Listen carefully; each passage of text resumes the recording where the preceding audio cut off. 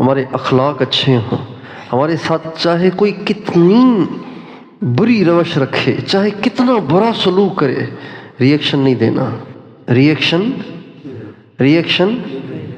نہیں دینا۔ ادھر آ ستمگر ہنر آزمائیں، تو تیر آزما ہم جگر آزمائیں، منہ کو سیے بصد سکون، مولانا جمشید صاحب سناتے تھے، منہ کو سیے بصد سکون، جورو جفا اٹھائے جا، یعنی زبان حال سے کہہ دے کہ ہاں ستائے جا۔ اتنا خاموش رہنا ہے زیادتی بدسلوکی کرنے والے کے سامنے کہ گویا آپ اس کو شہ دے رہے ہیں۔ کتنا ستانا چاہتے ہو ستا لو، جتنا چاہو ستا لو، یہاں سے اف تک نہیں ملے گا آپ کو۔ منہ کو سیے بصد سکون، جورو جفا اٹھائے جا، یعنی زبان حال سے کہہ دے کہ ہاں ستائے جا۔ اپنے گھر والوں کے ساتھ، اپنے پڑوسیوں کے ساتھ، جاننے والوں کے ساتھ، سب کے ساتھ ریئیکشن نہیں، چپ۔ امام زین العابدین رحمۃ اللہ علیہ نکل رہے تھے مسجد سے، ایک شخص کا سامنا ہوا، اس نے جو ان کو برا بھلا کہا، جو برا بھلا کہا، جو برا بھلا کہا، تو کہہ کے تھک گیا، اور ادھر سے کوئی ریئیکشن ہی نہیں، چپ، خاموش سن رہے ہیں۔ اس نے سوچا یہ بہرے ہیں، سنتے نہیں ہیں، یا ان کی توجہ کہیں اور ہے، یہ کہیں اور کھوئے ہوئے ہیں۔ تو اس نے متوجہ کرنے کے لیے کہا، آپ سے کہہ رہا ہوں، آپ سے سن نہیں رہ گیا کچھ تو چہرے، بعض دفعہ خاموش بھی آدمی ہو جاتا ہے لیکن چہرہ تو بتا رہا ہوتا ہے نا کہ اس کو کتنی مرچیں لگ رہی ہیں۔ اب یہ خاموش، چہرے پہ بھی کوئی تاثر نہیں، تو اس نے ہلا کے کہا، آپ سے کہہ رہا ہوں، آپ سے۔ تو پورے وقار اور سکون کے ساتھ، بلا کسی غصے اور غصے کے شائبے کے فرمانے لگے، ہاں آپ بھی سن لیجئے، میں آپ ہی کو معاف کر رہا ہوں۔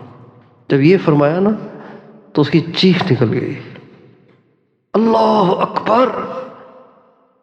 اہل بیت ایسے ہی ہونے چاہیے، اہل بیت کے اخلاق ایسے ہی ہونے چاہیے۔ پھر حضرت نے اپنی چادر اتاری کندھے کی اور اس کو ہدیہ کی، اور جو پیسوں کی تھیلی تھی وہ ساری تھیلی اس کے حوالے کی، اور فرمایا آئندہ بھی کبھی ضرورت پیش آئے تو کسی سے نہ کہنا، یہ خادم حاضر ہے، آپ کی خدمت کرے گا۔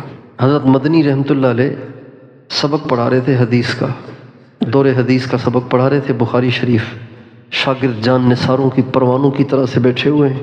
ایک پرچی آئی تو حضرت کی عادت شریفہ تھی کہ پرچی جو آتی تھی وہ پڑھتے تھے، پھر اس کا جواب دیتے تھے۔ طلبہ سوال کرتے تھے، پرچی پہ لکھ کے حضرت جواب دیتے تھے۔ پرچی آئی تو حضرت نے پڑھ کے سنائی کہ حسین احمد، میں کیسے الفاظ کہوں، مفہوم یہ تھا کہ آپ ناجائز اولاد ہیں۔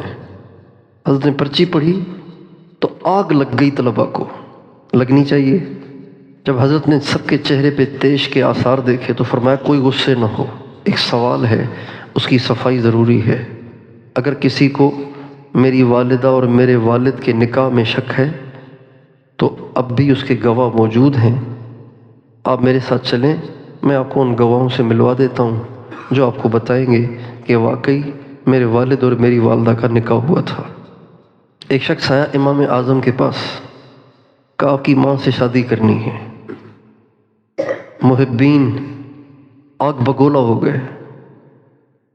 حضرت نے فرمایا کوئی تاثر نہیں، کوئی غصہ نہیں، کوئی ریئیکشن نہیں۔ حضرت فرمانے لگے میری ماں چونکہ بالغہ ہے اور بالغ کا نکاح اس کی اجازت کے بغیر ہو نہیں سکتا، تو آپ تھوڑا سا تشریف رکھیں، میں امی سے پوچھ کے آ جاتا ہوں، اگر وہ نکاح کے لیے تیار ہے تو میں نکاح پڑھ دیتا ہوں آپ کا۔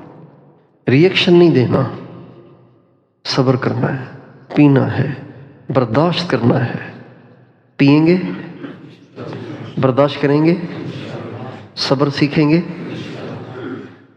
صبر بہت کڑوا ہے، لیکن جب آدمی اس کو منہ میں لے لیتا ہے تو تھوڑے ہی وقت میں پھر اس کا ذائقہ تبدیل ہو کر شہد سے زیادہ میٹھا ہو جاتا ہے۔